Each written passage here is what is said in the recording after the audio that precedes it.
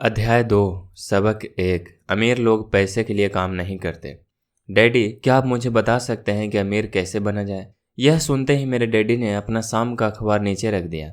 बेटे, तुम अमीर क्यों बनना चाहते हो? क्योंकि आज जिमी की मम्मी अपनी नई कैडिलक कार में आई और वे लोग पिकनिक पर अपने समुद्र तट वाले घर पर जा रहे थे।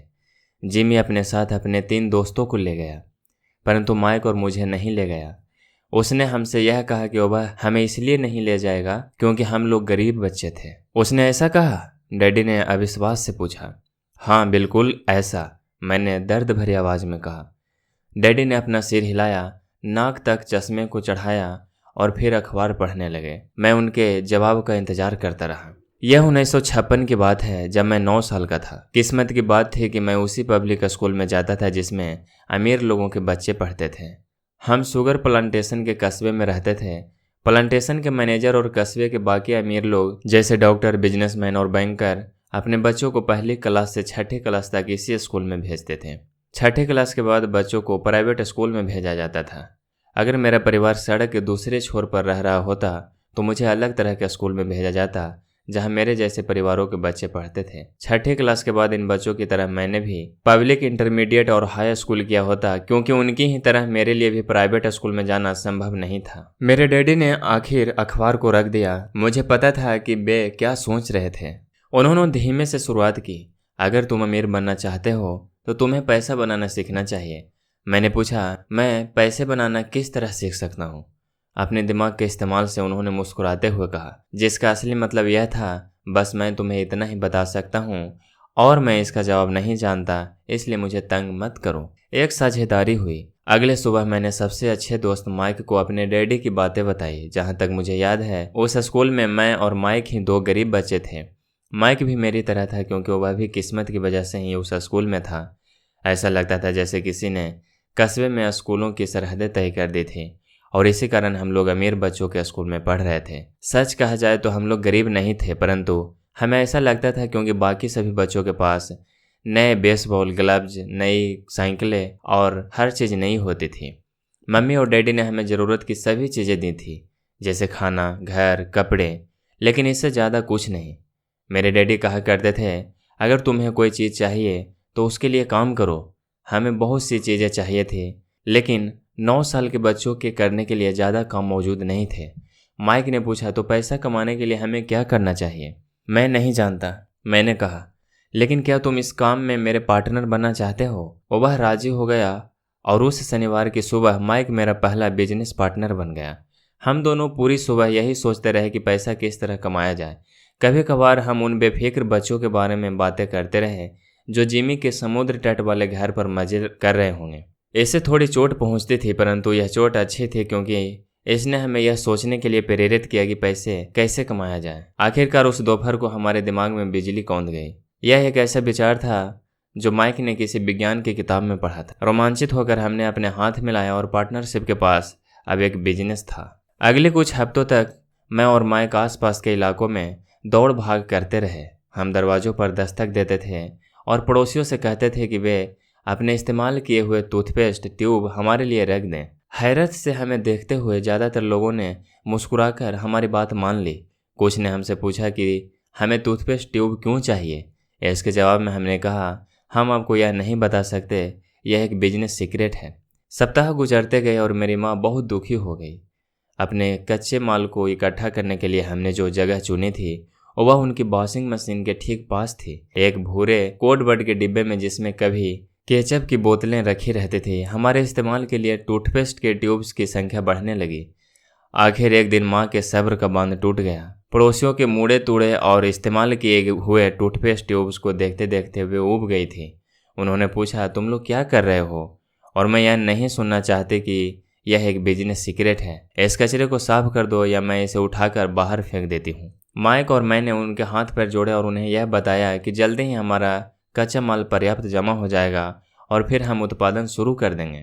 हमने उन्हें बताया कि हम कुछ पड़ोसियों का इंतजार कर रहे थे ताकि वे अपने टूथपेस्ट के ट्यूब्स खत्म कर लें। माँ ने हमें 1 हफ्ते की मोहलत और दे दी। उत्पादन शुरू होने की तारीख करीब आ गई थी। दबाव बढ़ चुका था। हमारे वेयर हाउस के मालिक यानी मेरी माँ ने हमारी पहली पार्टनरशिप कंपनी को जगह खाली करने का नोटिस थमा दिया था। अब माइक का काम यह था कि वह पड़ोसियों को अपने टूथपेस्ट जल्दी खत्म करने के लिए कहे और साथ में यह भी जोड़ दे, दांत के डॉक्टरों का कहना है कि दिन में कई बार ब्रश करना चाहिए। मैं उत्पादन की प्रक्रिया को ठीक ठाक करने में जुट गया।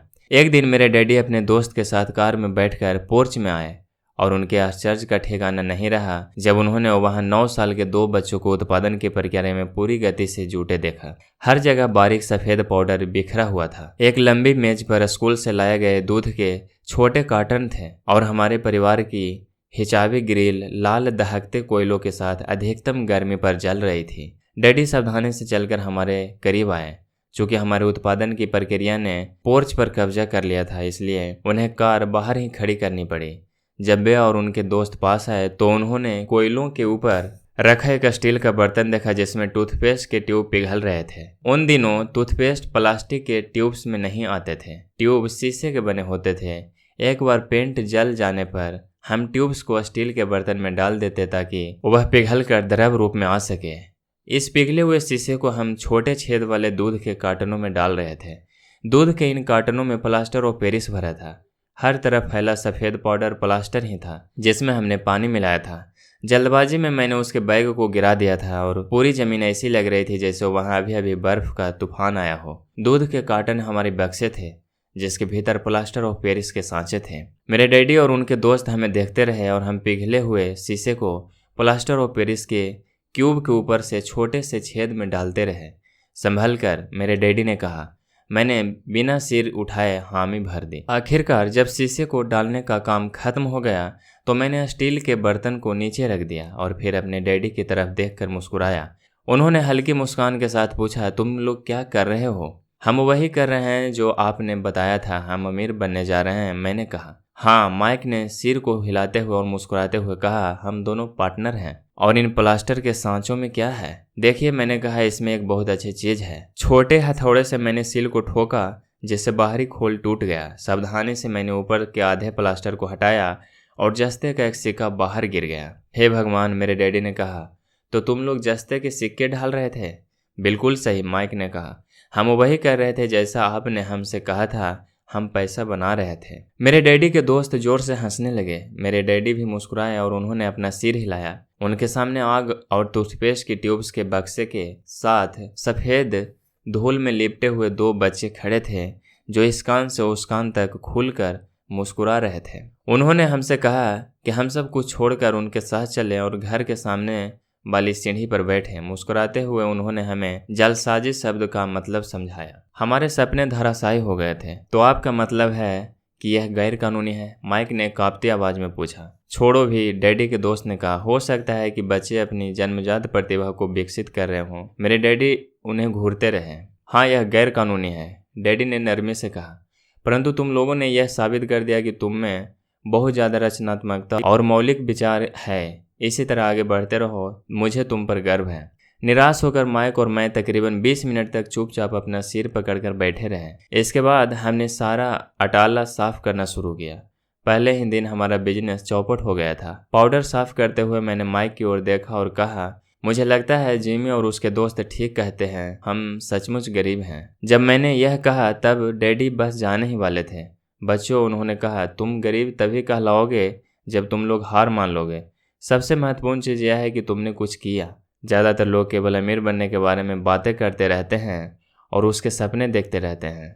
तुमने कुछ किया है, मुझे तुम दोनों पर गर्व है।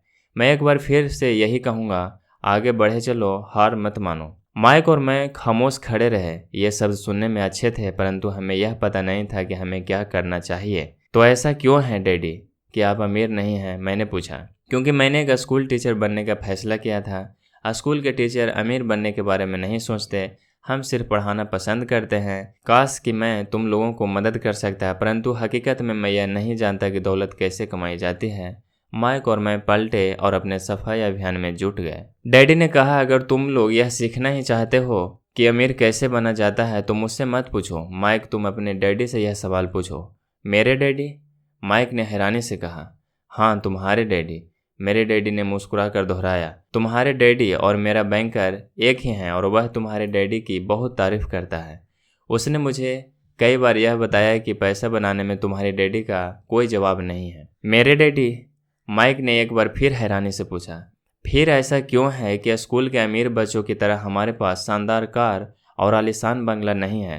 शानदार कार और आलीशान बंगले के होने का यह मतलब नहीं होता कि आप निश्चित रूप से अमीर हैं या आप पैसा बनाने की कला जानते हैं, डैडी ने जवाब दिया। जिमी के डैडी शुगर प्लांटेशन में काम करते हैं। उनमें और मुझ में ज़्यादा फर्क नहीं है। वे एक कंपनी के लिए काम करते हैं और मैं सरकार के लिए। कंपनी उन्हें कार खरीद कर दे देती है। इस समय शक्कर की कंपनी आर्थिक संकट में फंसी हुई है और जिमी के डैडी के पास जल्द ही कुछ नहीं बचेगा। तुम्हारे डैडी अलग हैं माइक। ऐसा लगता है कि वे एक साम्राज्य बनाने जा रहे हैं और मेरा अंदाज है कि कुछ ही सालों में वे बहुत अमीर बन जाएंगे। यह सुनकर माइक और मैं एक बार फिर रोमांचित हो गए। नए उत्साह से हमने अपने डूबे हुए व्यवसाय के कचरे को साफ करना शुरू कर दिया। जब हम सफाई कर रहे थे तो हमने यह भी योजना बना ली कि कब और कैसे माइक के डैडी से बात की जाए। समस्या यह थी कि माइक के डैडी बहुत ज़्यादा काम करते थे और देर रात तक घर नहीं लौटते थे। माइक के डैडी के पास कई वेयरहाउस कंस्ट्रक्शन कंपनी, स्टोर्स की श्रृंखला और 3 रेस्तरां थी।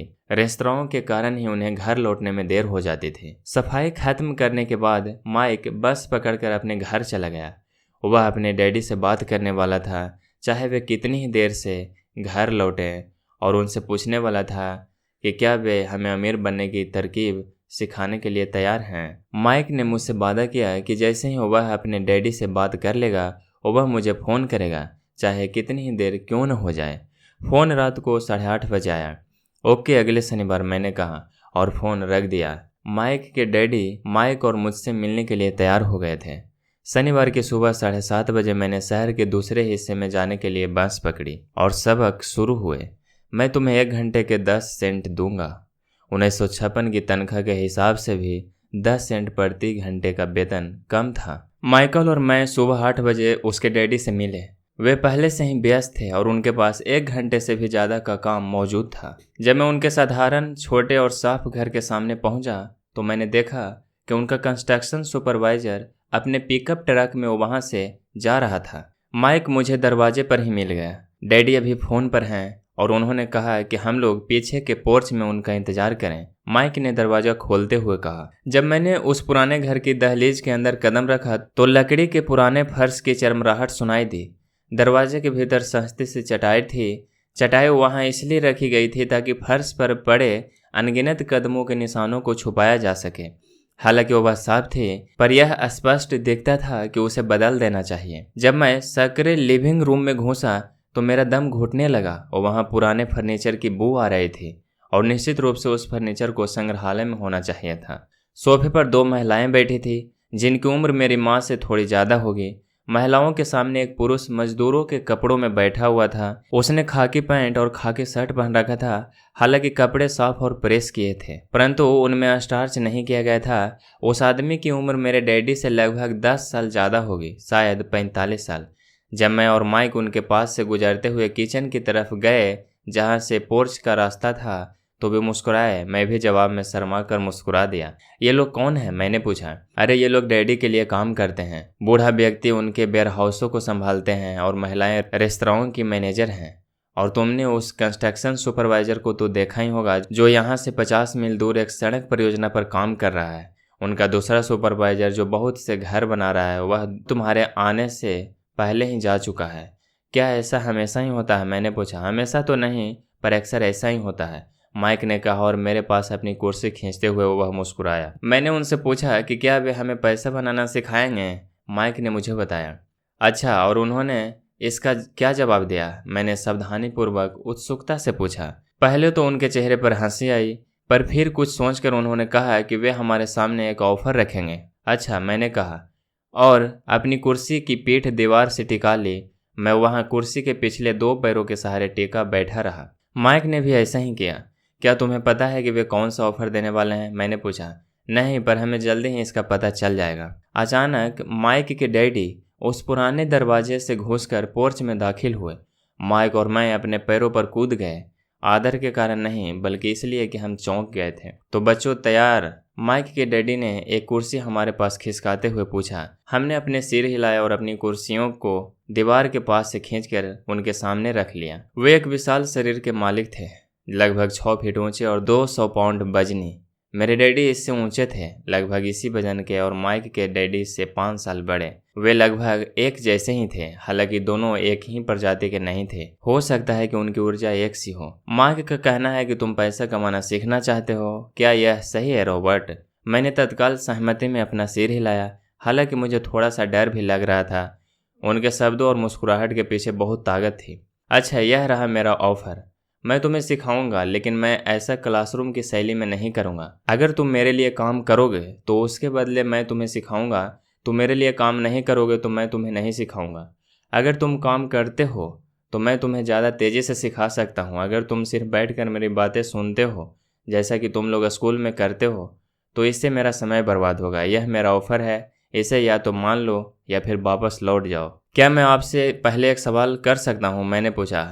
नहीं, इसे या तो मान लो या फिर वापस लौट जाओ। मेरे पास बर्बाद करने के लिए फालतू समय नहीं है। अभी ढेर सा काम पड़ा हुआ है। अगर तुम में तत्काल फैसला करने की क्षमता नहीं है तो तुम कभी पैसे कमाना नहीं सीख पाओगे। मौके आते हैं और चले जाते हैं, इसलिए तत्काल निर्णय लेने की क्षमता एक महत्वपूर्ण कला है। तुमने जैसा चाहा था वैसा एक मौका तुम्हारे सामने मौजूद है। अगले 10 सेकंड में या तो पढ़ाई शुरू हो जाएगी या फिर यह हमेशा के लिए ख़त्म हो जाएगी। माइक के डैडी ने चिढ़ाने वाली मुस्कुराहट के साथ कहा। मंजूर? मैंने कहा। मंजूर, माइक ने कहा। बहुत बढ़िया, माइक के डैडी ने कहा। 10 मिनट में मिसेज मार्टिन आ जाएगी। उनसे बातें करने के बाद मैं तुम्हें उनके साथ भेज दूंगा और तुम लोगों का काम शुरू हो जाएगा। मैं तुम्हें हर घंटे के 10 सेंट दूंगा और तुम हर शनिवार 3 घंटे काम करोगे। पर आज तो मेरा सॉफ्टबॉल का मैच है, मैंने कहा। माइक के डैडी ने अपनी आवाज़ को धीमा परंतु कड़क करके कहा, या तो मान लो या फिर वापस लौट जाओ। मान लिया, मैंने जवाब दिया। सॉफ्ट बॉल खेलने के बजाय काम करने और सीखने का विकल्प चुनने में ही समझदारी थी। 30 सेंट बाद शनिवार की खुशनुमा सुबह 9 बजे माइक और मैं मिसेज मार्टिन के साथ काम कर रहे थे। वे एक दयालु और धैर्यवान महिला थी। वे हमेशा कहा करती थी कि माइक और मुझे देखकर उन्हें अपने दोनों बच्चों की याद आ जाती है जो अब बड़े हो गए थे तथा दूर चले गए थे। हालांकि वे दयालु थी, परंतु वे कड़ी मेहनत में विश्वास करती थी और इसलिए वे हमेशा काम में जुटाए रखती थी। वे बहुत कड़क मैनेजर थी। हम 3 घंटे तक डिब्बा बंद सामानों को शेल्फ पर से उतारते थे, उनकी धूल साफ करते थे और फिर उन्हें करीने से जमाते थे। यह बड़ी मेहनत का काम था और बोरियत भरा भी। माइक के डैडी को मैं अपना अमीर डैडी कहता हूँ। उनके पास इस तरह के 9 सुपरेट्स थे जहां पार्किंग के लिए बहुत सी जगह थी। वे 7-11 कन्वीनियंस स्टोर्स के शुरुआती संस्करण थे। पड़ोस के जनरल स्टोर जहां लोग दूध, ब्रेड, बटर और सिगरेट जैसी चीज़ें खरीदते थे। समस्या यह थी कि हवाई में एयर कंडीशनिंग नहीं थी और गर्मी के कारण स्टोर्स अपना दरवाज़ा बंद नहीं कर सकते थे। स्टोर के दोनों ओर दरवाजों को पूरा खुला रखा जाता था ताकि सड़क और पार्किंग की जगह सामने दिखती रहे। जब भी कोई कार पार्किंग में आती थी तो उसके साथ धूल का गुबार भी आता था जो स्टोर में घुसकर डिब्बों पर जम जाता था। इसलिए हम लोगों की नौकरी तभी तक चलती जब तक ये एयर कंडीशनिंग नहीं हो जाती। 3 हफ्तों तक माइक और मैं मिसेज मार्टिन के पास जाकर 3 घंटे तक काम करते रहे। दोपहर तक हमारा काम खत्म हो जाता था और वे हम में से हर एक के हाथ में 3 छोटे सिक्के डाल देती थी। उस समय 50 के दशक में 9 साल की उम्र में भी 30 सेंट कमाने में कोई खास खुशी नहीं होती थी। तब कॉमिक्स की कीमत 10 सेंट हुआ करती थी, इसलिए मैं अपनी कमाई को कॉमिक्स पर खर्च कर देता था और घर लौट जाता था। चौथे हफ्ते के बुधवार तक मैंने काम छोड़ने का मन बना लिया था। मैं सिर्फ इसलिए काम करने के लिए तैयार हुआ था क्योंकि मैं माइक के डैडी से पैसा कमाना सीखना चाहता था। इसलिए मैं 10 सेंट प्रति घंटे की गुलामी कर रहा था। और सबसे बड़ी बात तो यह थी कि उस पहले शनिवार के बाद से मैंने माइक के डैडी को देखा तक नहीं था। मैं काम छोड़ रहा हूँ, मैंने लंच के समय माइक से कहा। स्कूल लंच बड़ा निराशाजनक था। स्कूल भी उबाऊ था और अब तो मेरे पास शनिवार भी नहीं थे जिसका मैं इंतजार कर सकूं। परंतु 30 सेंट के कारण मुझे धक्का पहुंचा था। इस बार माइक मुस्कुराया। तुम किस बात पर हंस रहे हो? मैंने गुस्से और कुंठा से पूछा। डैडी ने कहा था कि ऐसा ही होगा। उन्होंने कहा था कि जब तुम काम छोड़ने का फैसला कर लो तब वे तुमसे मिलना चाहेंगे। क्या? मैंने आवेश में पूछा। क्या वे मेरे उकता जाने का इंतजार कर रहे थे? कुछ, माइक ने कहा। मेरे डैडी जरा अलग किस्म के हैं। उनका सिखाने का तरीका तुम्हारे डैडी के पढ़ाने के तरीके से बिल्कुल अलग है। तुम्हारे मम्मी डैडी बहुत बातें करते हैं, दूसरी तरफ मेरी डैडी बहुत कम बोलते हैं। तुम सिर्फ इस शनिवार तक इंतजार कर लो, मैं उन्हें बता दूंगा कि तुमने काम छोड़ने का फैसला कर लिया है। इसका मतलब यह है कि मेरे साथ नाटक खेला गया है? नहीं, ऐसा नहीं हुआ है, पर शायद हो सकता है। डैडी शनिवार को इसके बारे में समझाएंगे। शनिवार को लाइन में लगकर इंतजार करते हुए मैं उनका सामना करने के लिए तैयार था, यहाँ तक कि मेरे असली डैडी भी उनसे नाराज थे। मेरे असली डैडी, जिन्हें मैं गरीब डैडी कहता हूँ, यह मानते थे कि मेरे अमीर डैडी बाल श्रम कानूनों का उल्लंघन कर रहे थे और इस पूरे मामले की जांच होनी चाहिए। मेरे पढ़े लिखे गरीब डैडी ने मुझसे कहा कि मैं सही तनख्वाह मांगूं, कम से कम 25 सेंट प्रति घंटा। मेरे गरीब डैडी ने मुझसे कहा कि अगर मेरी तनख्वाह नहीं बढ़ती है तो मुझे तत्काल नौकरी छोड़ देनी चाहिए, और वैसे भी तुम्हें उस घटिया काम की कोई ज़रूरत नहीं है, मेरे गरीब डैडी ने झल्ला कर कहा। शनिवार को सुबह 8 बजे मैं एक बार फिर माइक के घर के उसी पुराने दरवाजे के अंदर घुस रहा था। कुर्सी पर बैठो और लाइन में इंतजार करो, माइक के डैडी ने मेरे घुसते ही कहा। फिर वे अंदर जाकर अपने छोटे से ऑफिस में बैठ गए जो बेडरूम के पास था। मैंने कमरे में चारों तरफ देखा, परंतु मुझे माइक नहीं दिखा। अजीब सा महसूस करते हुए मैं उन्हीं दोनों महिलाओं के बगल में बैठ गया जो मुझे 4 हफ्ते पहले वहीं पर मिली थी। वे मुस्कुराईं और सोफे पर थोड़ी सी खिसक गई ताकि मैं भी बैठ सकूं। 45 मिनट गुजर गए थे और मैं उबल रहा था। दोनों महिलाएं उनसे मिलकर तकरीबन 20 मिनट पहले ही वहां से जा चुकी थी। एक बूढ़ा सा आदमी वहां 20 मिनट तक बैठा और फिर वह भी निकलकर चला गया। घर खाली था और हवाई में खुशनुमा सुबह को मैं सीलन भरे अंधेरे लिविंग रूम में बैठा हुआ था और इस बात का इंतजार कर रहा था कि एक लालची और बच्चों का शोषण करने वाला आदमी मुझसे बातें करें।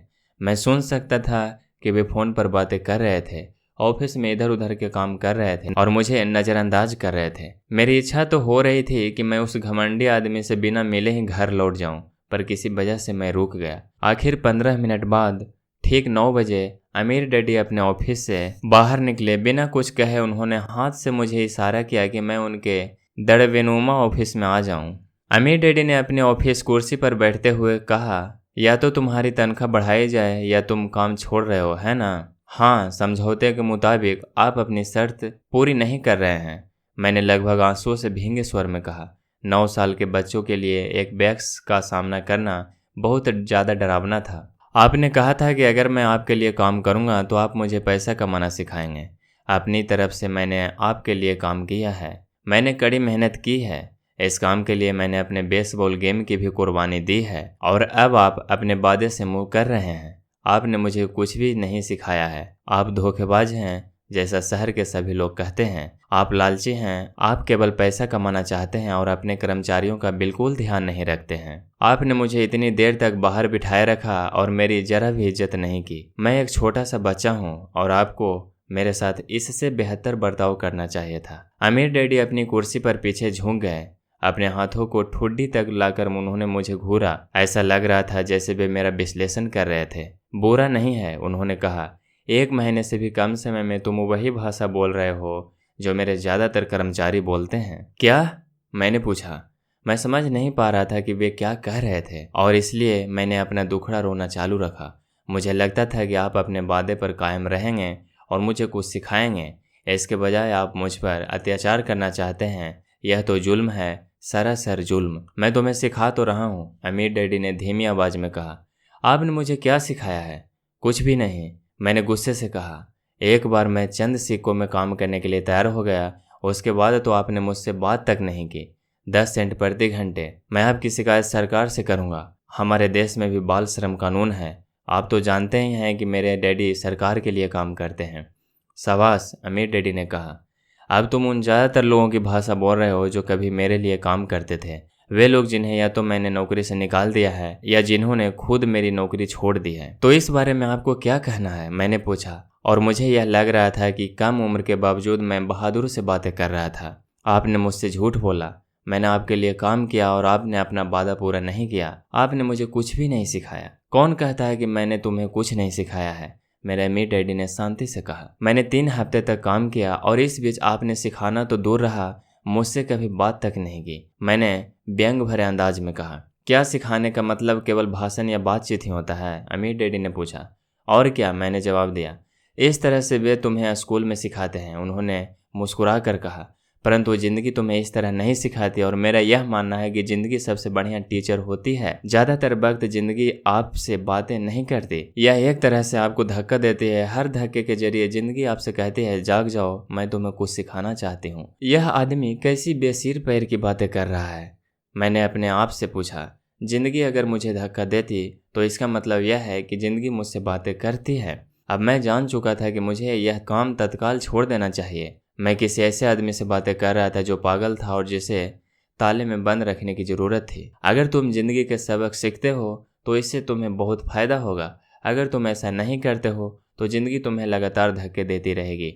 लोग दो चीज़ें करते हैं, कुछ लोग ज़िंदगी के धक्कों को सहन करते चले जाते हैं, बाकी लोग गुस्सा हो जाते हैं और ज़िंदगी को धक्का दे देते हैं।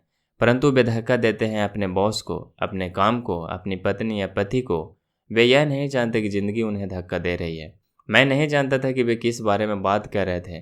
ज़िंदगी हम सबको धक्के मारती है। कुछ लोग हार मान लेते हैं, बाकी के लोग लड़ते हैं, कुछ लोग सबक सीख लेते हैं और आगे बढ़ जाते हैं। वे ज़िंदगी के धक्कों का स्वागत करते हैं। इन गिने चुने लोगों के लिए इसका यह मतलब होता है कि उन्हें कुछ नया सीखना चाहिए। वे सीखते हैं और आगे बढ़ जाते हैं। ज़्यादातर लोग छोड़ देते हैं और कुछ लोग तुम्हारी तरह लड़ते भी हैं। अमीर डैडी खड़े हो गए और उन्होंने टूटी फूटी खिड़की को बंद कर दिया। अगर तुम यह सबक सीख लेते हो तो तुम एक समझदार, अमीर और सुखी युवक बन सकते हो। अगर तुम यह नहीं सीखते हो तो तुम जिंदगी भर अपनी समस्याओं के लिए अपनी नौकरी, कम तनख्वाह या अपने बॉस को कोसते रहोगे। तुम हमेशा ऐसे बड़े मौके की उम्मीद करते रहोगे जो जाएं और तुम्हारी आर्थिक समस्याओं को सुलझा दें। अमीर डैडी ने मेरी तरफ देखा कि क्या मैं अब भी उनकी बात सुन रहा हूँ। उनकी आंखें मेरी आंखों से मिली। हम एक दूसरे की तरफ देखते रहे और हमारी आंखों के बीच संप्रेषण की धाराएं बहने लगी। आखिर जब मैं उनके संदेश का मतलब समझ गया तो मैंने अपनी नजरें झुका ली। मैं जान गया था कि वे सही थे। मैं उन्हें दोषी ठहरा रहा था, जबकि सीखने की जिद मेरी ही थी।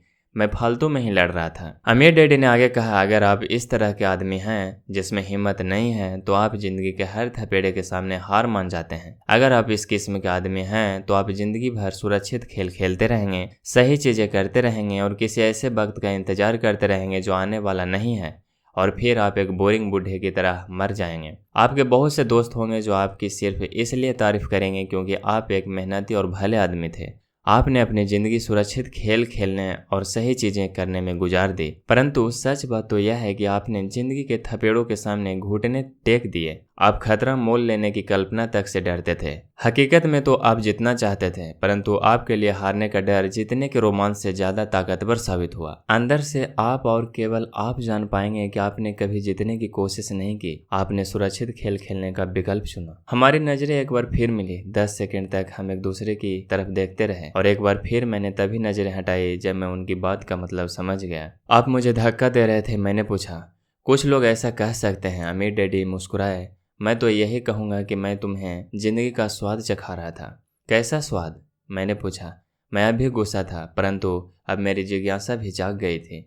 अब मैं सीखने के लिए भी तैयार था। तुम दोनों ऐसे पहले लोग हो जिन्होंने मुझसे पैसा बनाने की कला सीखने का आग्रह किया। मेरे पास 150 से भी ज़्यादा कर्मचारी है, पर उनमें से एक ने भी मुझसे पैसा कमाने की कला के बारे में नहीं पूछा।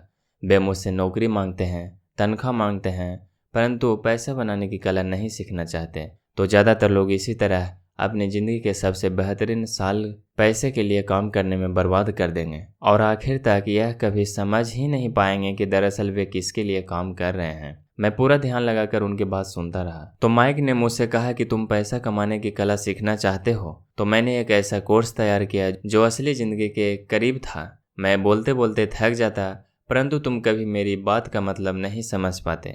इसलिए मैंने यह फैसला किया कि तुम्हें ज़िंदगी के थपेड़ों का स्वाद चखा दिया जाए, ताकि तुम मेरी बात सुन भी सको और समझ भी सको। इसी कारण मैंने तुम्हें 1 घंटे के 10 सेंट दिए थे। तो 10 सेंट प्रति घंटे काम करने के बाद मैंने क्या सबक सीखा? मैंने पूछा। यही कि आप घटिया हैं और अपने कर्मचारियों का शोषण करते हैं। अमीर डैडी अपनी कुर्सी पर पीछे की तरफ झुकते हुए जोर से हंसने लगे। जब उनकी हंसी बंद हुई तो उन्होंने कहा, अच्छा होगा अगर तुम अपना सोचने का नज़रिया बदल लो। मुझे समस्या मत मानो, मुझे दोष देना छोड़ दो। अगर तुम सोचते हो कि तुम्हारी समस्या मैं हूँ तो तुम्हें मुझे बदलना होगा। इसके बजाय अगर तुम्हें यह लगता है कि तुम्हारी समस्या तुम खुद हो तो तुम खुद को बदल सकते हो, सीख सकते हो और ज़्यादा समझदार बन सकते हो। ज़्यादातर लोग चाहते हैं कि दुनिया का हर आदमी बदल जाए, बस हम खुद ही न बदलें। मैं तुम्हें यह बता दूं कि किसी दूसरे को बदलने से ज़्यादा आसान यह है कि हम खुद को बदल लें। मैं आपकी बात ठीक से समझ नहीं पाया, मैंने कहा। अपनी समस्याओं के लिए मुझे दोष देना छोड़ दो, अमीर डैडी ने अधीरता से कहा। पर आपने मुझे 10 सेंट का ही वेतन दिया, तो तुमने क्या सीखा? अमीर डैडी ने मुस्कुरा कर पूछा। यही कि आप घटिया हैं, मैंने शरारत भरे मुस्कान के साथ कहा। अच्छा, तो तुम यह सोचते हो कि समस्या मैं हूँ? अमीर डैडी ने कहा। तो वो आप हैं ही। खैर, इसी तरीके से सोचते रहो और तुम जिंदगी भर कुछ नहीं सीख पाओगे। अगर तुम्हारा नज़रिया यही है कि समस्या मैं हूँ, तो तुम्हारे पास क्या विकल्प रह जाते हैं? अगर आप मेरी तनख्वाह नहीं बढ़ाते या मुझे ज़्यादा इज्जत नहीं देते तो मैं काम छोड़कर चला जाऊँगा। ठीक कहा, अमीर डैडी ने कहा। और ज़्यादातर लोग यही करते हैं, वे काम छोड़कर चले जाते हैं और दूसरी नौकरी की तलाश करते हैं जहाँ उन्हें बेहतर मौके और ज़्यादा अच्छी तनख्वाह मिले। उन्हें यह गलतफहमी होती है कि नई नौकरी या ज़्यादा तनख्वाह से उनकी समस्या सुलझ सकती है। ज़्यादातर मामलों में ऐसा नहीं होता। तो समस्या किस तरह सुलझ सकती है? मैंने पूछा। 10 सेंट प्रति घंटे के हिसाब से तनख्वाह लेकर, मुस्कुराते हुए। अमीर डैडी मुस्कुराए। यही बाकी के लोग करते हैं। वे यह जानते हुए भी कम तनख्वाह में काम करते हैं क्योंकि नौकरी छूट जाने पर उनका और उनके परिवार का पेट कैसे भरेगा। इसलिए मन ममोज कर वे नौकरी करते हैं और यह सोचकर तनख्वाह बढ़ने का इंतजार करते हैं कि ज़्यादा पैसा आने से समस्या सुलझ जाएगी। ज़्यादातर लोग ऐसा ही सोचते हैं और कड़ी मेहनत करते हुए दूसरी नौकरी भी कर लेते हैं, परंतु उसमें भी उन्हें तनख्वाह कम ही मिलती है। मैं फर्श को घूरता रहा। अब मैं अमीर डैडी के सबक को समझने लगा था। मुझे यह एहसास हो गया था कि यह जिंदगी का स्वाद है। आखिरकार मैंने ऊपर की ओर देखा और अपना सवाल दोहराया, तो फिर यह समस्या किस तरह सुलझेगी? इस सवाल के जवाब में अमीर डैडी ने मुझे वह बेशकीमती नज़रिया दिया जो उन्हें अपने कर्मचारियों और मेरे गरीब डैडी से अलग करता था और जिसकी बदौलत वे हवाई के सबसे अमीर आदमी बनने वाले थे, जबकि मेरे पढ़े लिखे गरीब डैडी जिंदगी भर पैसे की तंगी से जूझने वाले थे। यह एक अद्भुत नज़रिया था जिसने मेरी जिंदगी का नक्शा ही बदल दिया। अमीर डैडी ने बार बार मुझसे यह नज़रिया याद दिलाया, जिसे मैं पहला सबक कहूँगा। गरीब और मध्यवर्गीय लोग पैसे के लिए काम करते हैं, अमीरों के लिए पैसा काम करता है। मेरे गरीब डैडी ने जो मुझे शिक्षा दी थी, शनिवार की उस खुशनुमा सुबह मैं उससे बिल्कुल अलग नज़रिया सीख रहा था। मेरे गरीब डैडी ने जो शिक्षा मुझे दी थी, शनिवार की उस खुशनुमा सुबह मैं उससे बिल्कुल अलग नज़रिया सीख रहा था। 9 साल की उम्र में मैं यह सब समझ गया था कि दोनों ही डैडी चाहते थे कि मैं सीखूं। दोनों ही डैडी मुझे पढ़ने के लिए प्रेरित करते थे। फर्क सिर्फ इतना था कि दोनों के सुझाए विषय अलग अलग थे। मेरे पढ़े लिखे डैडी चाहते थे कि मैं वही करूं जो उन्होंने किया था। बेटे, मैं चाहता हूं कि तुम मेहनत से पढ़ो, अच्छे नंबर लाओ ताकि तुम्हें किसी बड़ी कंपनी में सुरक्षित नौकरी मिल सके, और यह अच्छी तरह देख लो कि इसमें बहुत से दूसरे लाभ हों। मेरे अमीर डैडी चाहते थे कि मैं यह सीखूं कि पैसा कैसे काम करता है ताकि मैं इसे अपने लिए काम करवा सकूं।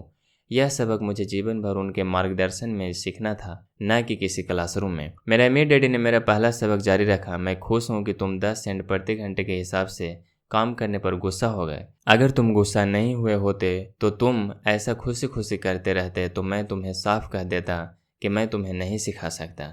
यह जान लो कि सच्ची शिक्षा में ऊर्जा, प्रबल भावना और ज़बरदस्त इच्छा की ज़रूरत होती है। गुस्सा उस फार्मूले का एक बहुत बड़ा हिस्सा है, क्योंकि प्रबल भावना में गुस्से और प्रेम का समन्वय होता है। जब पैसे की बात आती है तो ज़्यादातर लोग सुरक्षित रास्ता खोजते हैं, इसलिए प्रबल भावना उन्हें राह नहीं दिखा पाती। उन्हें राह दिखाता है उनका डर। तो क्या इसलिए वे कम तनख्वाह पर काम करने के लिए राजी हो जाते हैं? मैंने पूछा। हाँ, अमीर डैडी ने कहा।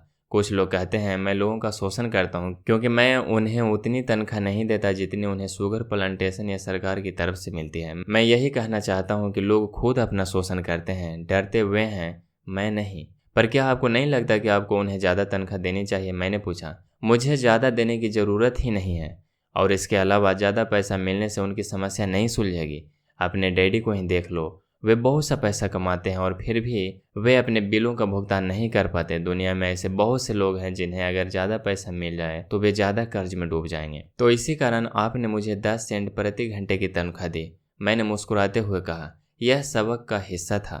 बिल्कुल सही, अमीर डैडी ने मुस्कुरा कर कहा। देखो, तुम्हारे डैडी स्कूल गए और उन्होंने बहुत बढ़िया शिक्षा इसलिए हासिल की ताकि उन्हें अच्छी तनख्वाह वाली नौकरी मिल सके, जो उन्हें मिल गई। परंतु उनके पास आज भी पैसे की तंगी है। ऐसा इसलिए है क्योंकि उन्होंने स्कूल में पैसे के बारे में कुछ भी नहीं सीखा। और सबसे बड़ी बात यह है कि वे पैसे के लिए काम करने में भरोसा करते हैं। और आप नहीं करते? मैंने पूछा।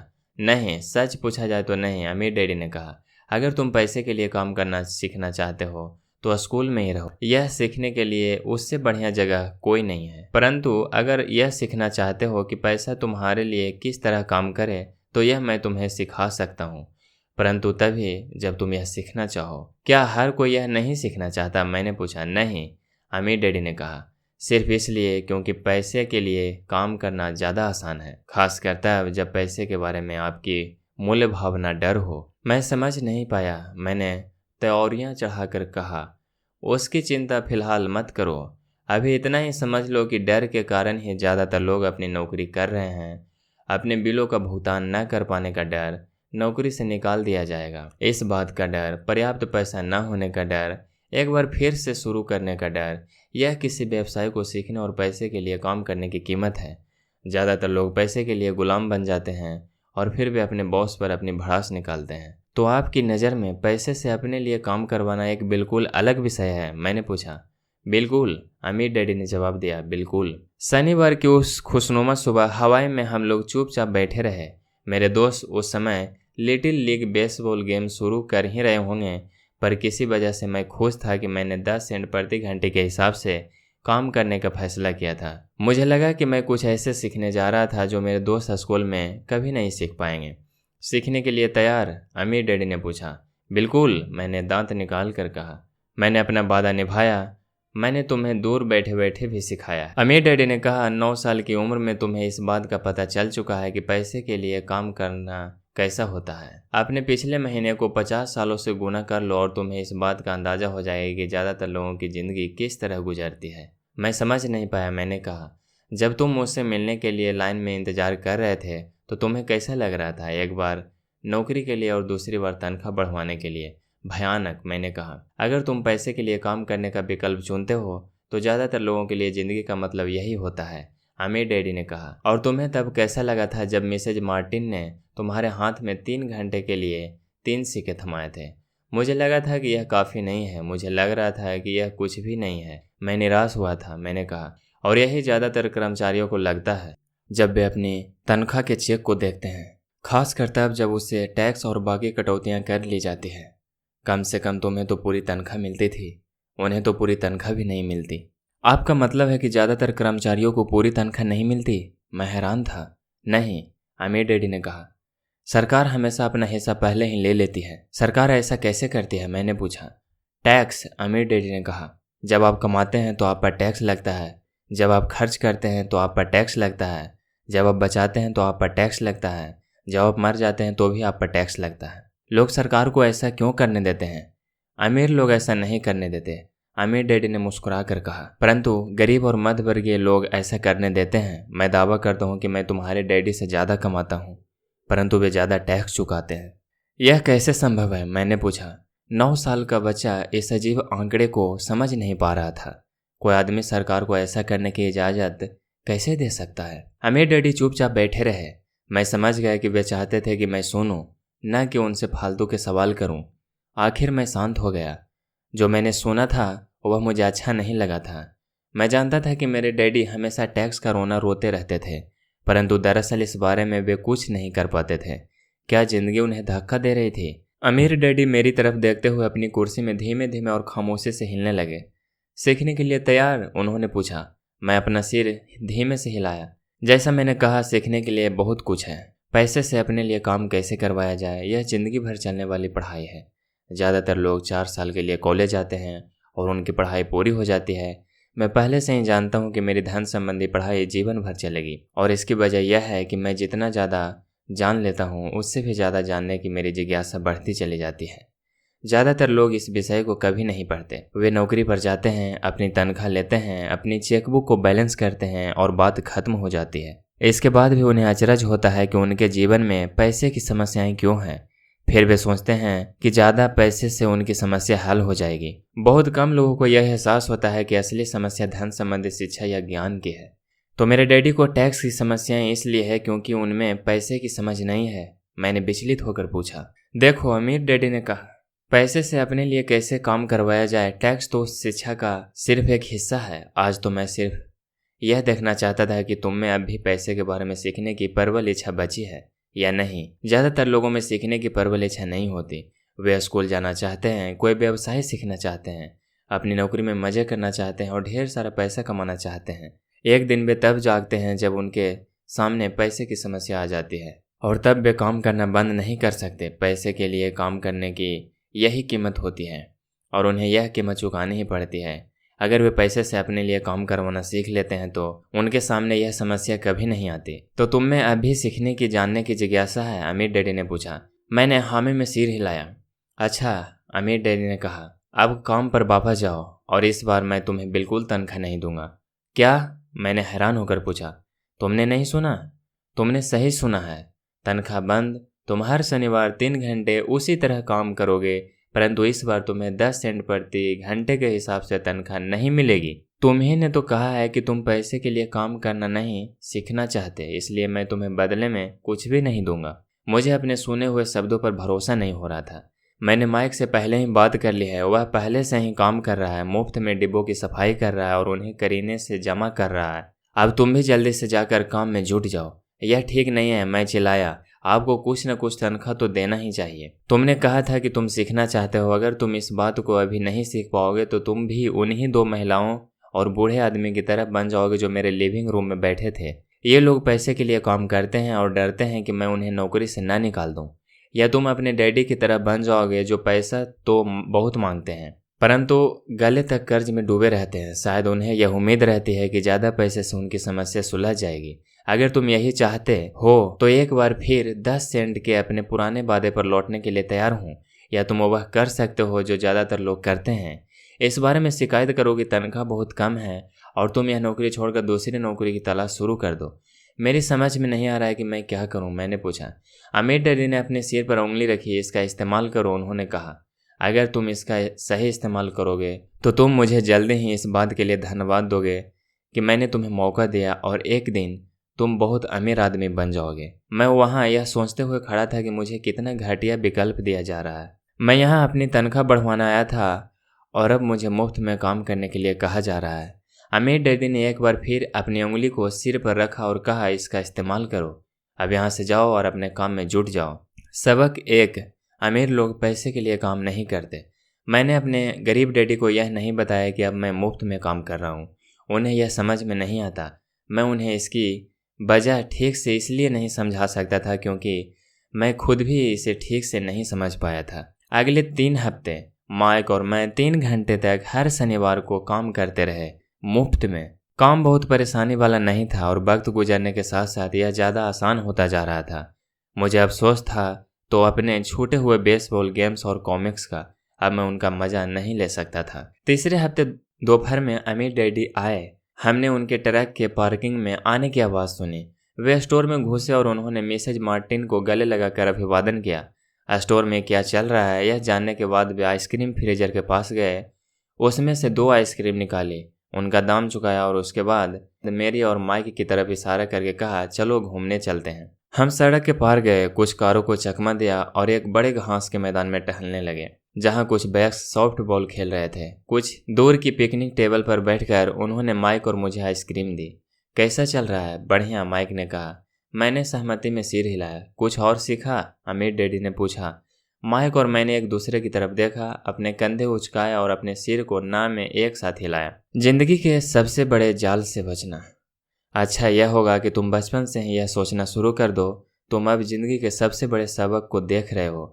अगर तुम इस सबक को सीख लेते हो तो तुम बहुत ज़्यादा आज़ादी और सुरक्षा भरी जिंदगी का सुख ले सकते हो। अगर तुम यह सबक नहीं सीख पाते हो तो तुम भी मिसेज मार्टिन और इस पार्क में खेल रहे ज़्यादातर लोगों की तरह ही बन जाओगे।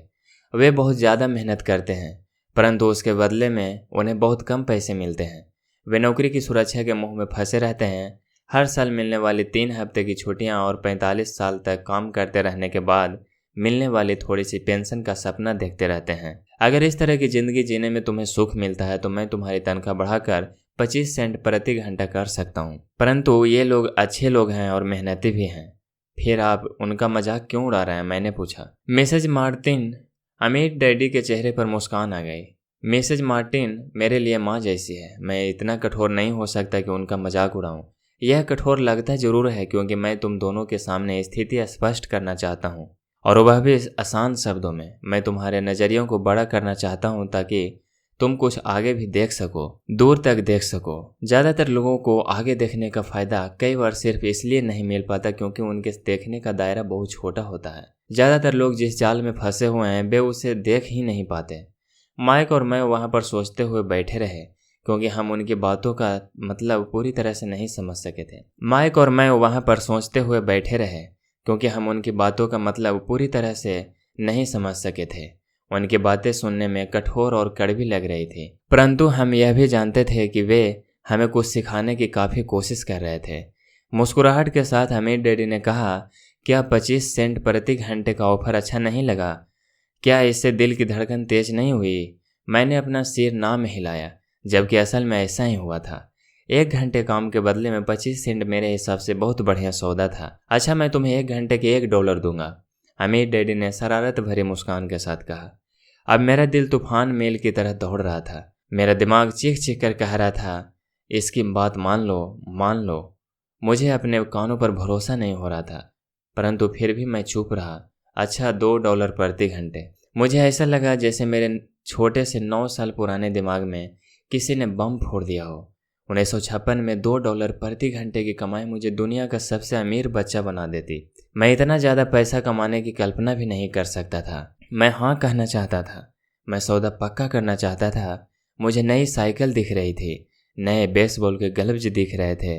मेरे पास कड़क नोट देखकर मेरे दोस्तों की जलन और तारीफ भी मुझे साफ दिख रही थी। सबसे बड़ी बात तो यह थी कि जिमी और उसके अमीर दोस्त मुझे फिर कभी गरीब नहीं कह सकते थे, परंतु किसी वजह से मैं खामोश खड़ा रहा। हो सकता है कि मेरे दिमाग में गर्मी बढ़ जाने से उसका फ्यूज उड़ गया हो, परंतु मन ही मन में $2 प्रति घंटे का ऑफर मानने के लिए बेताब था। आइसक्रीम पिघल चुकी थी और मेरे हाथ पर बह रही थी। आइसक्रीम की डंडी खाली थी और इसके नीचे वनीला और चॉकलेट के टुकड़े थे जिसके मजे चींटियां ले रही थी। अमीर डैडी हम दोनों बच्चों को देख रहे थे जो आंखें फाड़कर और खाली दिमाग से उन्हें घूर रहे थे। उन्हें मालूम था कि वे हमारी परीक्षा ले रहे हैं और वे यह भी जानते थे कि हमारे दिल का एक कोना उस ऑफर को मानने के लिए बेताब हो रहा होगा। वह जानते थे कि हर व्यक्ति की आत्मा का एक हिस्सा कमजोर और जरूरतमंद होता है जिसे खरीदा जा सकता है, और वे यह भी जानते थे कि हर व्यक्ति की आत्मा का एक हिस्सा मजबूत और दृढ़ निश्चय होता है जिसे कभी नहीं खरीदा जा सकता। असली सवाल यह था कि इनमें से कौन सा हिस्सा ज्यादा ताकतवर है। उन्होंने अपनी जिंदगी में हजारों लोगों की परीक्षा ली थी। जब वे नौकरी मांगने के लिए आए, लोगों का इंटरव्यू लेते थे, तो वे हर बार आत्माओं की परीक्षा लेते थे। अच्छा, $5 प्रति घंटे। अचानक मेरे अंदर शांति छा गई। कुछ था जो बदल गया था। ऑफर बहुत ही बड़ा था और मूर्खतापूर्ण लग रहा था। 1956 में गिने चुने वयस्कों को $5 प्रति घंटे से ज्यादा मिलता होगा। लालच खत्म हो गया था और इसकी जगह शांति ने ले ली थी। धीमे से मैं अपनी बाईं तरफ खड़े माइक की तरफ मुड़ा। उसने भी मेरी तरफ देखा। मेरी आत्मा का जो हिस्सा कमजोर और ज़रूरतमंद था वह खामोश हो चुका था। मेरा वह हिस्सा जिसे खरीदा नहीं जा सकता था वह आगे आ चुका था। मेरे दिमाग और आत्मा में पैसे को लेकर हुए इस युद्ध में शांति और विश्वास जीत चुके थे। मैं जानता था कि माइक भी इसी बिंदु पर आ चुका होगा। अच्छा, अमीर डैडी ने धीमे से कहा, ज़्यादातर लोगों की एक कीमत होती है और उनकी कीमत इसलिए होती है क्योंकि हम सभी में 2 भावनाएं होती है, डर और लालच। पहले तो पैसे के बिना रहने के डर से हमें कड़ी मेहनत करने की प्रेरणा मिलती है। इसके बाद जब हमें तनख्वाह मिलती है तो हमें लालच या इच्छा की भावना जाग जाती है। पैसा होने पर हम उन बढ़िया चीज़ों के बारे में सोचने पर मजबूर हो जाते हैं जो उस पैसे से खरीदी जा सकती है। इस तरह हमारी जिंदगी का एक पैटर्न बन जाता है। किस तरह का पैटर्न? मैंने पूछा। सुबह जागने, काम पर जाने, खर्च करने, सुबह जागने, काम पर जाने, खर्च करने। लोगों की जिंदगी हमेशा डर और लालच इन्हीं 2 भावनाओं से चलती है। उन्हें अगर ज़्यादा पैसा दे भी दें तो वे इसी पैटर्न पर चलकर अपना खर्च बढ़ा लेंगे। इसी पैटर्न को मैं चूहा दौड़ कहता हूँ। क्या कोई दूसरा रास्ता भी है? माइक ने पूछा। हाँ, अमीर डैडी ने धीमे से कहा, परंतु इसे बहुत कम लोग खोज पाते हैं। और वह रास्ता क्या है? माइक ने पूछा। उसी रास्ते को तुम लोग काम करते हुए और मेरे साथ सीखते हुए खोज लोगे। मैं यही उम्मीद करता हूँ। इसी कारण मैंने तुम्हें पैसे देना बंद कर दिया है। इस बारे में कोई संकेत तो दीजिए, माइक ने कहा। हम लोग मेहनत से काम करते करते थक चुके हैं, खास करता है जब इसके बदले में हमें कुछ नहीं मिल रहा है। पहला कदम तो यह है कि तुम लोग सच बोलो, अमीर डैडी ने कहा। हम लोग झूठ नहीं बोल रहे हैं, मैंने कहा। मैंने कब कहा कि तुम लोग झूठ बोल रहे हो? मैं तो यह कह रहा हूँ कि सच्ची बात कह देनी चाहिए, अमीर डैडी ने जवाब दिया। किस बारे में? मैंने पूछा। इस बारे में कि तुम लोगों को कैसा लग रहा है, अमीर डैडी ने कहा। तुम्हें यह किसी और से कहने की जरूरत नहीं है, सिर्फ अपने आप से सच बोलो। आपके कहने का मतलब यह है कि इस पार्क में मौजूद लोग, आपके लिए काम करने वाले लोग, मिसेज मार्टिन, यह सब लोग ऐसा नहीं करते? मुझे ऐसा ही लगता है, अमीर डैडी ने कहा। इसके बजाय उन्हें हमेशा पैसा नहीं होने का डर सताता रहता है। उस डर का सामना करने के बजाय, सोचने के बजाय ये लोग सिर्फ प्रतिक्रिया करते रहते हैं। इस दौरान वे दिल से काम लेते हैं, दिमाग से नहीं। अमीर डैडी ने अपने सिर पर उंगली ठोकते हुए कहा। फिर उनके हाथ में कुछ पैसे आ जाते हैं और उनमें खुशी, इच्छा और लालच की भावनाएं जाग जाती है और एक बार फिर वे दिमाग से सोचने के बजाय दिल से काम करने लगते हैं। तो वे दिल से यानी अपनी भावनाओं से सोचते हैं, माइक ने कहा। बिल्कुल ठीक, अमीर डैडी ने कहा।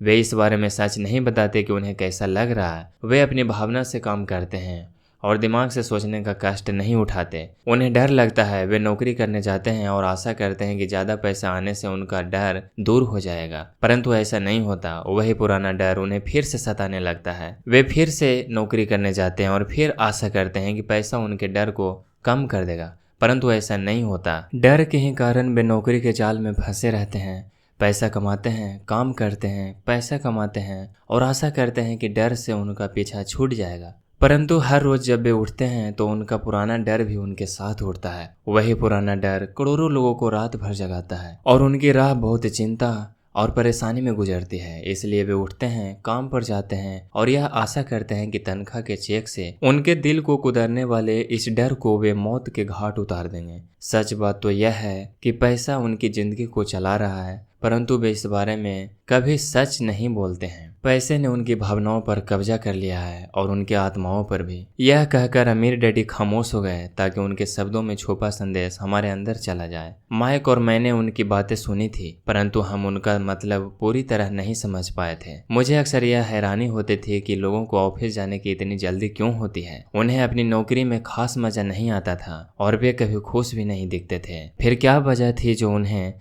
जल्दी ऑफिस जाने के लिए प्रेरित करती थी? जब अमीर डैडी ने देख लिया कि हम जितना समझ सकते थे हमने उतना समझ लिया है, तो उन्होंने आगे कहा, मैं यह चाहता हूँ कि तुम लोग इस जाल से बचो। दरअसल मैं तुम्हें यही सिखाना चाहता हूँ। मेरा मकसद तुम्हें सिर्फ अमीर बनाना सिखाना नहीं है, क्योंकि अमीर बनने से समस्या नहीं सुलझेगी। अमीर बनने से समस्या नहीं सुलझेगी? मैंने आश्चर्य से पूछा। बिल्कुल नहीं, मुझे दूसरी भावना, इच्छा के बारे में अपनी बात पूरी करने दो। कुछ लोग इसे लालच कहते हैं, परंतु मैं इसे इच्छा कहना ज़्यादा पसंद करता हूँ। यह बुरा नहीं है कि हम किसी बेहतर, ज़्यादा सुंदर, ज़्यादा सुखद या रोमांचक चीज़ की इच्छा रखें। लोग इच्छा की वजह से भी पैसे के लिए काम करते हैं। उन्हें सुख के लिए भी पैसे की ज़रूरत होती है, क्योंकि वे मानते हैं कि पैसे से सुख खरीदा जा सकता है, परंतु पैसा जो खुशी देता है वह अक्सर पल भर की होती है। उन्हें ज़्यादा खुशी, ज़्यादा आनंद, ज़्यादा आराम, ज़्यादा सुरक्षा हासिल करने के लिए और ज़्यादा पैसे की ज़रूरत होती है। इसलिए वे काम करते रहते हैं और यह सोचते रहते हैं कि पैसा डर और लालच से परेशान उनकी आत्माओं को शांत कर देगा, परंतु पैसा यह काम नहीं कर सकता। अमीर होने के बाद भी नहीं? माइक ने पूछा। हाँ, अमीर होने के बाद भी नहीं, अमीर डैडी ने कहा। दरअसल बहुत से अमीर लोग इच्छा के कारण नहीं बल्कि डर के कारण अमीर होते हैं। वे सचमुच सोचते हैं कि दौलत हो तो पैसे न होने का डर, गरीब होने का डर खत्म हो जाता है। इसलिए वे ढेर सारी दौलत जमा कर लेते हैं और तब जाकर उन्हें पता चलता है कि उनका डर और बढ़ गया है। उन्हें अब इसके खोने की चिंता सताने लगती है। मैं ऐसे दोस्तों को जानता हूँ जो बहुत सा पैसा होने के बाद भी काम में जुटे रहते हैं। मैं ऐसे काम को भी जानता हूँ जिनके पास आज करोड़ों की दौलत है, परंतु वे आज उससे भी ज़्यादा चिंतित और परेशान हैं जितने वे अपनी गरीबी के दिनों में। उन्हें इस बात का डर है कि वे अपनी सारी दौलत खो देंगे। अमीर बनने से पहले जो डर उन्हें सता रहे थे वे अमीर बनने के बाद और भी बढ़ गए हैं। दरअसल उनके आत्मा का कमज़ोर और ज़रूरतमंद हिस्सा अब और तेज़ी से चीख रहा है। वे अपने आलीशान बंगलों, शानदार कारों, उस ऐशो आराम की ज़िंदगी को नहीं खोना चाहते जो पैसे से खरीदी गई है। वे इसी चिंता में घुलते रहते हैं कि अगर वे कंगाल हो गए तो उनके दोस्त क्या कहेंगे। इसी चिंता की वजह से कई लोग तो न्यूरोटिक और कुंठित हो चुके हैं। हालांकि वे अमीर देखते हैं और उनके पास पहले से ज़्यादा पैसा है, तो क्या गरीब आदमी ज़्यादा सुखी होता है? मैंने पूछा। नहीं, मेरे हिसाब से तो ऐसा नहीं होता, अमीर डैडी ने जवाब दिया। पैसे से दूर रहना भी उतना ही बड़ा पागलपन है जितना कि उसके पीछे भागना। उसी समय कस्बे का एक पागल हमारी मेज के पास से गुजरा और कूड़ेदान के पास रुककर उसमें कुछ ढूंढने लगा, जैसे उसे किसी ने समझा कर भेजा हो। चर्चा के इस मोड़ पर हम तीनों उसकी हरकतों को दिलचस्पी के साथ देख रहे थे, जबकि इससे पहले हमने उसे नजरअंदाज कर दिया होता। अमीर डैडी ने अपने पर्स में से $1 निकाला और उस पागल बूढ़े को पास आने का इशारा किया। पैसा देखते ही वह तत्काल चला आया। उसने पैसे लिए और अमीर डैडी को ढेर सी दुआएं दी और अपनी अच्छी किस्मत पर खुश होकर वह जल्दी से चला गया। इसमें और मेरे ज्यादातर कर्मचारियों में बहुत अंतर नहीं है, अमीर डैडी ने कहा। मैं ऐसे बहुत से लोगों से मिला हूँ जो कहते हैं, अरे मुझे पैसों में कोई रुचि नहीं है, फिर भी वे हर रोज 8 घंटे की नौकरी पर जाते हैं। यह तो सच्चाई को नकारना है। अगर उन्हें पैसे में रुचि नहीं है तो वे नौकरी पर क्यों जाते हैं? इस तरह का चिंतन पागलपन का चिंतन है, उस कंजूसी भरे चिंतन से भी ज्यादा पागलपन का, जिसमें कोई आदमी पैसे पर कुंडली मार कर बैठ जाता है। जब मैं वहाँ अपने अमीर डैडी की बात सुन रहा था तब मेरे दिमाग में यह ख्याल आ रहा था कि मेरे गरीब डैडी 1000 बार यह कह चुके थे, मुझे पैसे में कोई रुचि नहीं है। वे ऐसा अक्सर कहा करते थे। वे खुद की असली भावनाओं को छुपाने के लिए हमेशा यह भी कहा करते थे, मैं इसलिए काम करता हूँ क्योंकि मुझे अपना काम बहुत पसंद है। तो हमें क्या करना चाहिए? मैंने पूछा। यही कि हम पैसे के लिए काम नहीं करें जब तक कि हमारे मन से डर और लालच की भावनाएं पूरी तरह से न निकल जाएं। नहीं, उसमें तो बहुत समय बर्बाद हो जाएगा, अमीर डैडी ने कहा। तो हमें क्या करना चाहिए? मैंने पूछा। यही कि हम पैसे के लिए काम नहीं करें जब तक कि हमारे मन से डर और लालच की भावनाएं पूरी तरह से न निकल जाएं। नहीं, उसमें तो बहुत समय बर्बाद हो जाएगा, अमीर डैडी ने कहा। भावनाओं के कारण ही तो हम इंसान हैं, इन्हीं के कारण हमारी हस्ती है। भावना शब्द का मतलब है चलायमान ऊर्जा। अपनी भावनाओं के बारे में ईमानदार रहो और अपने दिमाग और भावनाओं का इस्तेमाल अपने समर्थन में करो, न कि अपने विरोध में। माइक ने कहा, अगर तुम्हें मेरी बात समझ में नहीं आई तो इस बारे में चिंता मत करो। आगे आने वाले सालों में तुम्हें इसका मतलब समझ में आएगा। अपनी भावनाओं पर प्रतिक्रिया करने के बजाय उनका विश्लेषण करने की कोशिश करो। ज़्यादातर लोग यह नहीं जानते कि वे अपने दिमाग से सोचने के बजाय अपने दिल की भावनाओं से सोचते हैं।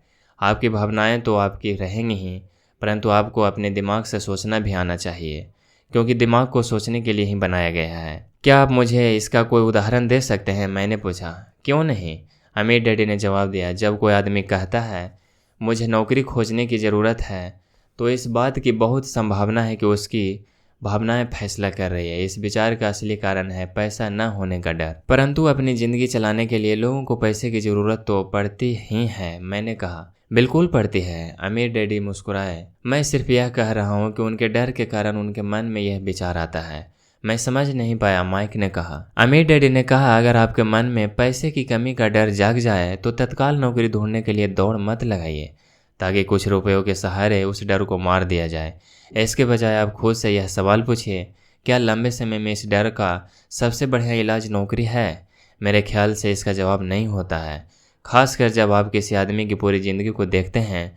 नौकरी दीर्घकालीन समस्या का अल्पकालीन समाधान है। परंतु मेरी डैडी हमेशा कहा करते हैं, स्कूल में पढ़ो, अच्छे नंबर लाओ, ताकि तुम्हें एक सुरक्षित और अच्छी नौकरी मिल सके।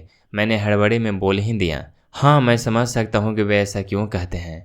अमीर डैडी ने मुस्कुरा कर कहा, ज़्यादातर लोग ऐसी ही सलाह देते हैं और ज़्यादातर लोगों के लिए यह एक अच्छा विचार होता है, परंतु लोगों की इस सलाह के पीछे भी डर छुपा होता है। आपका यह मतलब है कि मेरे डैडी ऐसा इसलिए कहते हैं क्योंकि वे डरे हुए हैं? हाँ, अमीर डैडी ने कहा। वे घबराए हुए हैं कि शायद तुम पैसा नहीं कमा पाओगे और समाज में फिट नहीं हो पाओगे। मुझे गलत मत समझना, वे तुम्हें प्यार करते हैं और तुम्हारा भला चाहते हैं, और मैं सोचता हूँ कि उनका डर सही भी है। शिक्षा और नौकरी महत्वपूर्ण है, परंतु इससे डर का इलाज नहीं होगा। वही डर जो उन्हें सुबह उठकर कुछ रुपए कमाने के लिए प्रेरित करता है, उसी डर के कारण वे तुम्हारे स्कूल जाने पर इतना जोर देते हैं। तो आपकी सलाह क्या है? मैंने पूछा। मैं चाहता हूँ कि तुम्हें पैसे की ताकत पर काबू पाना सिखाऊं। पैसे का डर तुम्हारे दिमाग से निकल जाना चाहिए, और यह स्कूल में नहीं सिखाया जाता। अगर तुम इसे नहीं सीखोगे तो तुम पैसे के गुलाम बन जाओगे। अब उनकी बातें मेरी समझ में आ रही थी। वे हमारे विचारों को ज़्यादा व्यापक बनाना चाहते थे। वे चाहते थे कि जो मिसेज मार्टिन नहीं देख सकती थी, उनके कर्मचारी नहीं देख सकते थे, या मेरे डैडी तक नहीं देख सकते थे, वह देखने की योग्यता हम में आ जाए। उन्होंने जो उदाहरण दिए थे वे उस समय कठोर जरूर लग रहे थे, लेकिन मैं उन्हें कभी नहीं भूला। मेरा नज़रिया उस दिन बहुत बड़ा हो गया था। अब मैं उस जाल को देख सकता था जो ज़्यादातर लोगों के सामने बिछा होता है। देखो, आखिरकार हम सभी लोग कर्मचारी हैं। हम केवल अलग अलग स्तरों पर काम करते हैं, अमीर डैडी ने कहा। मैं तुम लोगों से बस यही चाहता हूँ कि तुम लोग इस जाल से बचे रहो। डर और लालच, इन दो फंदों से बनने वाले जाल से। इनका इस्तेमाल अपने समर्थन में करो, अपने विरोध में नहीं। मैं तुम लोगों को यही सिखाना चाहता हूँ। मैं तुम लोगों को यह नहीं सिखाना चाहता कि ढेर सारा पैसा कैसे इकट्ठा कर लिया जाए। उससे डर या लालच को नहीं जीता जा सकता। अगर तुम्हें डर और लालच पर काबू पाना नहीं आता तो तुम चाहे कितने भी अमीर बन जाओ, असलियत में तुम एक बड़ी तनख्वाह पाने वाले गुलाम ही रहोगे। तो हम किस तरह इस जाल से बच सकते हैं, मैंने पूछा। गरीबी या पैसे की तंगी का खास कारण डर और अज्ञान होता है, न कि अर्थव्यवस्था या सरकार या अमीर लोग। यह खुद का ओढ़ा हुआ डर या अज्ञान होता है जो लोगों को इस जाल में फंसाए रखता है। इसलिए तुम बच्चों को स्कूल जाना चाहिए और अपने कॉलेज की पढ़ाई पूरी करनी चाहिए। मैं तुम लोगों को यह जरूर सिखाऊंगा कि इस जाल से कैसे बचा जा सकता है। पहेली के टुकड़े अब सामने आ चुके थे। मेरे पढ़े लिखे डैडी के पास बड़ी डिग्रियां थी और एक बढ़िया करियर भी था, परंतु स्कूल ने उन्हें यह कभी नहीं सिखाया कि धन या अपने डर को किस तरह से काबू में रखा जाता है। अब मैं समझ चुका था कि मैं अपने दोनों डैडियों से अलग अलग परंतु महत्वपूर्ण बातें सीख सकता हूँ। तो आप पैसा न होने के डर के बारे में बात कर रहे थे। पैसे की इच्छा किस तरह हमारी सोच पर असर डालती है, माइक ने पूछा। तुम्हें तब कैसा महसूस हुआ था जब मैंने तुम्हारी तनख्वाह बढ़ाने का लालच दिया था? क्या तुमने यह देखा था कि तुम्हारी इच्छाएं किस तरह बढ़ रही थी? हमने अपने सिर हिलाकर हामी भरी, पर तुमने अपनी भावनाओं के सामने हार नहीं मानी और इस कारण तुम लोगों ने जल्दबाजी में काम नहीं लिया। इससे तुम्हें सोचने का वक्त मिल गया। यह सबसे महत्वपूर्ण है। हमें हमेशा डर और लालच की भावनाएं रहेंगी। इस क्षण से तुम लोगों के लिए यह सबसे महत्वपूर्ण है कि तुम इन भावनाओं का इस्तेमाल अपने समर्थन में करो और लंबे समय तक ऐसा करो। अपनी भावनाओं को अपने दिमाग पर हावी मत होने दो और इस तरह अपने विचारों को दूषित मत होने दो। ज्यादातर लोग डर और लालच का इस्तेमाल खुद के विरोध में करते हैं। यह अज्ञान की शुरुआत होती है। डर और इच्छा की भावनाओं के कारण ही ज्यादातर लोग तनख्वाह के चेक, तनख्वाह में बढ़ोतरी और नौकरी की सुरक्षा के पीछे भागते भागते अपनी पूरी जिंदगी निकाल देते हैं। असल में वे यह सोचते ही नहीं हैं कि भावनाओं के आधार पर बने हुए ये विचार उन्हें किस तरफ ले जा रहे हैं। यह तो वही बात हो गई जिसमें गाड़ी खींचने वाले गधे के सामने उसका मालिक गाजर लटकाए रखता है जो उसकी नाक के ठीक सामने होती है। गधे का मालिक जहाँ जाना चाहता है वहां जाता है, परंतु गधा तो लालच के कारण भाग रहा है। कल गधे के लिए दूसरी गाजर आ जाएगी और गधा उसका पीछा करने लगेगा। आपके कहने का मतलब यह है कि जिस समय मैंने नए बेसबॉल ग्लव्स, कैंडी और खिलौने के सपने देखना शुरू किया, उस समय मेरी हालत उस गधे की तरह हो गई थी जो गाजर के पीछे भागता है, माइक ने पूछा। हाँ, उम्र के साथ साथ तुम्हारे खिलौने भी ज्यादा महंगे होते जाएंगे। अपने दोस्तों पर रौब झाड़ने के लिए एक नई कार, एक नाव और एक आलीशान घर, अमीर डैडी ने मुस्कुरा कर कहा। डर आपको दरवाजे से बाहर धक्का देता है, इच्छा आपको अंदर बुलाती है, आपको चट्टाने की तरफ ललचाती है। यही जाल है। तो इसकी काट क्या है, माइक ने पूछा। डर और इच्छा अज्ञान की वजह से बढ़ते हैं, इसलिए अमीर लोगों के पास जितना ज्यादा पैसा होता है उनका डर भी उतना ही ज्यादा बड़ा होता है। धन ही गाजर है, भरम है। अगर गधा पूरी तस्वीर देख सकता तो शायद वह गाजर का पीछा करने के अपने फैसले पर दोबारा सोचता। अमीर डैडी ने आगे यह समझाया कि आदमी की जिंदगी अज्ञान और ज्ञान के बीच होने वाला संघर्ष है। उन्होंने बताया कि एक बार कोई आदमी खुद के बारे में ज्ञान की खोज करना बंद कर देता है तो उसकी जिंदगी में अज्ञान घुस जाता है। यह संघर्ष हर पल होता है, इसलिए हमें यह फैसला करना है, यह सीखना है कि अपने दिमाग को खुला रखा जाए या इसे बंद कर लिया जाए। देखो, स्कूल बहुत ज़्यादा महत्वपूर्ण है। आप स्कूल इसलिए जाते हैं ताकि आप वहाँ कोई कला या व्यवसाय सीख सकें और इस तरह से आप समाज में योगदान दे सकें। हर समाज में शिक्षकों, डॉक्टरों, मैकेनिकों, कलाकारों, रसोइयों, व्यावसायिक लोगों, पुलिस अफसरों, दमकल कर्मियों और सिपाहियों की ज़रूरत होती है। स्कूल उन्हें यह सब सिखाते हैं ताकि हमारा समाज विकसित हो सके और हमारी संस्कृति समृद्ध हो सके। अमीर डैडी ने कहा, दुर्भाग्य से कई लोगों के लिए स्कूल शिक्षा का अंत होता है, शुरुआत नहीं। एक लंबी खामोशी छाई रही। अमीर डैडी मुस्कुरा रहे थे। उस दिन उन्होंने जो कहा था वह मैं पूरी तरह से नहीं समझ पाया था, परंतु ज्यादातर महान शिक्षकों के शब्द सालों तक हमें सिखाते रहते हैं। उनके शब्द इसी तरह से आज भी मेरे साथ है। मैं आज थोड़ा निर्मम हुआ, अमीर डैडी ने कहा। एक वजह से निर्मम हुआ। मैं चाहता था कि तुम लोगों को आज की यह चर्चा हमेशा याद रहे। मैं चाहता हूँ कि तुम लोग हमेशा मिसेज मार्टिन के बारे में सोचो। मैं चाहता हूँ कि तुम लोग हमेशा उस गधे के बारे में सोचो। इन्हें कभी मत भूलना। अगर तुमने अपनी समझदारी से इन्हें काबू में नहीं किया तो डर और लालच की तुम्हारी दोनों भावनाएं तुम्हें जिंदगी के सबसे बड़े जाल में फंसा सकती है। अपनी जिंदगी को डरते डरते गुजारना, अपने सपनों को पूरा न करना निर्ममता है। यह भी निर्ममता है कि पैसे के लिए कड़ी मेहनत की जाए और यह सोचा जाए कि पैसे से खरीदी गई चीज़ें सुख दे सकती है।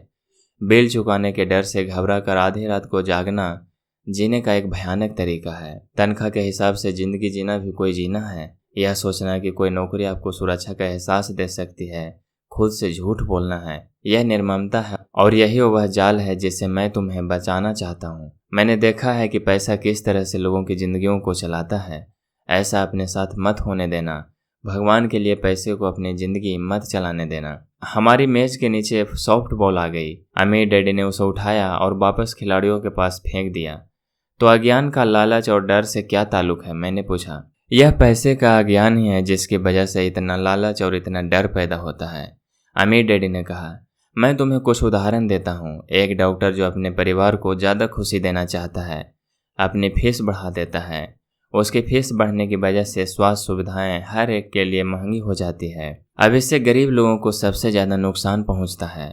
इसलिए गरीब लोगों का स्वास्थ्य अमीर लोगों से ज़्यादा बुरा होगा।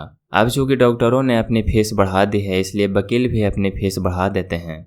चूंकि वकीलों ने अपनी फीस बढ़ा दी है, इसलिए स्कूल के टीचर भी अपनी तनख्वाह बढ़ाना चाहते हैं, जिसके कारण हमारा टैक्स बढ़ता है और यह सिलसिला अनंत काल तक यूं ही चलता रहता है। जल्द ही अमीर और गरीब लोगों के बीच इतना भयानक अंतर हो जाएगा कि प्रलय आ जाएगी और एक और महान सभ्यता धराशायी हो जाएगी। महान सभ्यताएं तभी धराशायी हुई है जब अमीरों और गरीबों के बीच का फासला बहुत ज़्यादा हो गया है। अमेरिका भी उसी रास्ते पर चल रहा है और इससे यह साबित होता है कि इतिहास अपने आप को दोहराता है, क्योंकि हम इतिहास से कुछ नहीं सीखते हैं। हम केवल ऐतिहासिक तारीखें और नाम रटते हैं, उनके सबक को भूल जाते हैं। क्या कीमतें नहीं बढ़नी चाहिए, मैंने पूछा। अच्छी तरह से चल रही सरकार और एक शिक्षित समाज में तो नहीं, कीमतें दरअसल कम होनी चाहिए। जाहिर है कि ऐसा केवल सिद्धांत में ही हो सकता है। कीमतें अज्ञान से पैदा हुए लालच और डर के कारण बढ़ती है। अगर स्कूलों में धन के बारे में सिखाया जाता तो लोगों के पास ज़्यादा पैसा होता और बाजार की कीमतें भी कम होती, परंतु स्कूलों में सिर्फ पैसे के लिए काम करना सिखाया जाता है, पैसे की ताकत का इस्तेमाल नहीं सिखाया जाता। परंतु हमारे यहाँ बिजनेस स्कूल भी है, माइक ने पूछा। क्या आप मुझे अपने मास्टर डिग्री के लिए बिजनेस स्कूल जाने के लिए प्रेरित नहीं कर रहे हैं? हाँ, अमीर डैडी ने कहा, परंतु अक्सर ऐसा होता है कि बिजनेस स्कूल ऐसे कर्मचारियों को प्रशिक्षित करते हैं जो परिष्कृत बीन काउंटर्स होते हैं। ईश्वर ही मालिक है। जब कोई बीन काउंटर बिजनेस संभाल ले, वे सिर्फ संख्या को देखते हैं, लोगों को निकालते हैं और बिजनेस का गला घोंट देते हैं। मैं जानता हूँ, क्योंकि मैं बीन काउंटर्स से काम लेता हूँ। वे सिर्फ इतना ही सोचते हैं कि लागत कैसे कम की जाए और कीमत कैसे बढ़ाई जाए, जिससे बहुत सी समस्याएं पैदा हो जाती है। बिन काउंटिंग भी महत्वपूर्ण है। मैं सोचता हूँ कि ज़्यादा लोगों को इस बारे में जानना चाहिए, परंतु यह भी पूरा तस्वीर नहीं बताती, अमीर डैडी ने गुस्से से कहा। तो फिर क्या इसका कोई हल है, माइक ने पूछा। हाँ, अमीर डैडी ने कहा, सोचने के लिए अपनी भावनाओं का इस्तेमाल करना सीखो। अपनी भावनाओं के बहाव में आकर मत सोचो। जब तुम लोग मुफ्त में काम करने के लिए तैयार हो गए थे तो तुमने अपनी भावनाओं को काबू में करना सीख लिया था। तभी मैं समझ गया था कि तुमसे उम्मीद की जा सकती है। जब मैंने तुम्हें ज़्यादा तनख्वाह का लालच दिया तब तुमने एक बार भी भावनाओं की बात नहीं मानी। तुम ताकतवर भावनाओं के बावजूद सोचना सीख रहे थे। यह पहला कदम था। यह कदम इतना महत्वपूर्ण क्यों है, मैंने पूछा। यह तुम अपने आप जान जाओगे। अगर तुम सीखना ही चाहते हो तो मैं तुम लोगों को ब्रायर पैच में ले जाऊंगा। यह वह जगह है जिससे लोग बचते हैं। मैं तुम्हें उस जगह पर ले जाऊंगा जहां जाने में ज़्यादातर लोगों को डर लगता है। अगर तुम मेरे साथ जाओगे तो तुम्हारे मन से पैसे के लिए काम करने का विचार निकल जाएगा। इसके बजाय तुम यह सीखोगे कि पैसे से कैसे काम लिया जा सकता है। और अगर हम आपके साथ जाते हैं तो हमें क्या मिलेगा? वही जो ब्रायर रैबिट को मिला था, अमीर डैडी ने कहा, टार बेबी से आज़ादी। क्या ऐसा कोई ब्रायर पैच होता है, मैंने पूछा। हाँ, अमीर डैडी ने कहा, डर और लालच ही ब्रायर पैच है। अपने डर से पीछा छुड़ाकर, अपने लालच का सामना करके, अपनी कमजोरियों और ज़रूरतों को पहचान कर ही हम बाहर निकलने के रास्ते तक पहुंच सकते हैं। और बाहर निकलने का रास्ता हमारे दिमाग से होकर गुजरता है, सही विचारों को चुनने से। माइक ने आश्चर्यचकित होकर पूछा, हाँ, इस विचार को चुनकर ही हम क्या सोचेंगे, बजाय इसके कि हम अपनी भावनाओं में बहकर लगातार प्रतिक्रिया करते रहें। सुबह उठने और काम पर जाने से ही आपकी समस्याएं नहीं सुलझ जाती, क्योंकि बिल चुकाने के लिए पर्याप्त पैसा न होने का डर आपको सताता रहेगा। सोचने से आपको खुद से एक सवाल पूछने का समय मिलता है। इस तरह का सवाल, क्या इस समस्या का सबसे बढ़िया समाधान इस पर और ज़्यादा मेहनत करना है?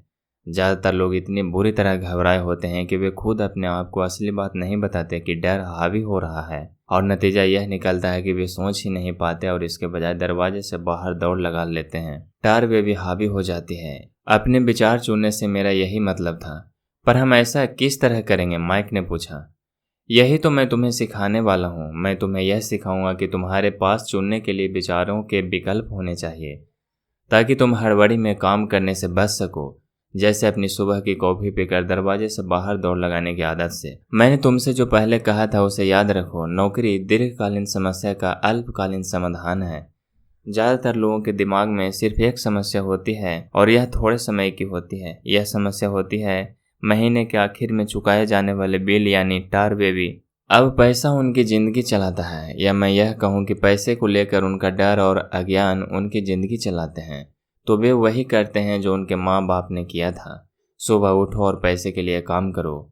वे इतना समय भी नहीं निकाल पाते कि यह सोच सके क्या कोई दूसरा तरीका है। इस वक्त वे दिल से सोचते हैं, दिमाग से नहीं। दिल से सोचने और दिमाग से सोचने में क्या फ़र्क होता है? माइक ने पूछा।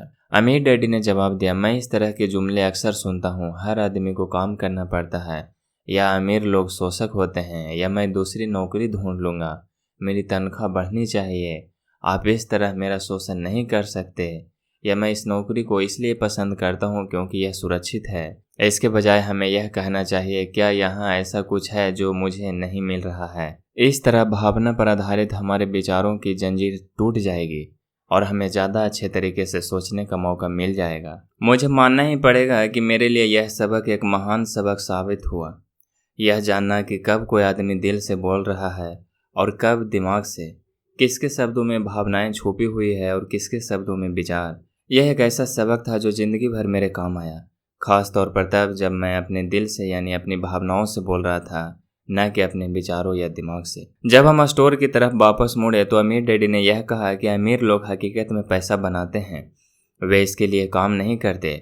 उन्होंने यह भी बताया कि 5 सेंट के शीशे के सिक्के ढालते समय जब माइक और मैं यह सोच रहे थे कि हम पैसे बना रहे थे, तो हमारे विचार उसी रास्ते पर चल रहे थे जिस पर अमीर लोग चलते हैं। दिक्कत सिर्फ इतनी थी कि हमारे लिए ऐसा करना गैर कानूनी था। सरकार और बैंकों के लिए ऐसा करना कानूनी था, परंतु हमारे लिए नहीं था। उन्होंने यह भी बताया कि पैसा कानूनी और गैर कानूनी दोनों ही तरीकों से कमाया जा सकता है। अमीर डैडी ने बाद में हमें यह समझाया कि अमीर लोग जानते हैं कि धन एक भ्रम है जो हकीकत में गधे के सामने लटकी गाजर की तरह होता है।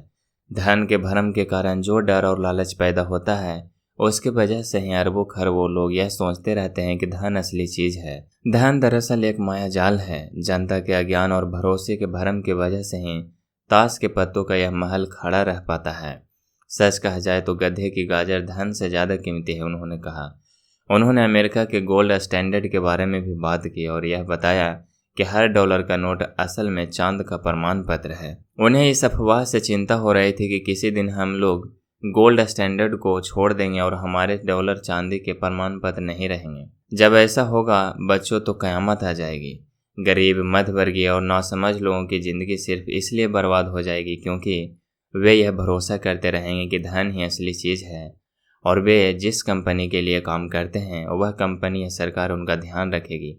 उनकी बातें उस दिन हमारी समझ में नहीं आ रही थी, परंतु सालों बाद जाकर मुझे यह समझ में आया कि यह बड़े पते की बात थी। वह देखना जो दूसरे नहीं देख पाते। जब वे अपने पिकअप ट्रक में चढ़े तो उन्होंने कहा, काम करते रहो बच्चों, पर जितनी जल्दी तुम तनख्वाह की ज़रूरत को भूल जाओगे तुम्हारी आगे की ज़िंदगी उतनी ही आसान हो जाएगी।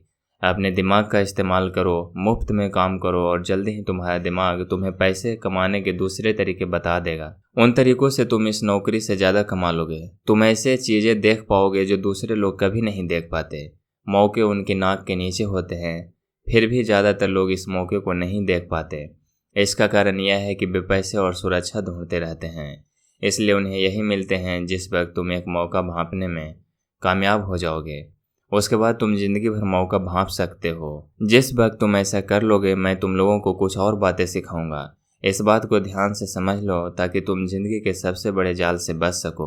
वह टार भी तुम्हें कभी नहीं छू पाएगी। माइक और मैंने स्टोर से अपनी चीजें उठाई और मिसेज मार्टिन से गुड बाय कहा। हम वापस पार्क गए, उसी पिकनिक बेंच पर बैठे और वहां घंटों तक सोचते रहे और बातें करते रहे।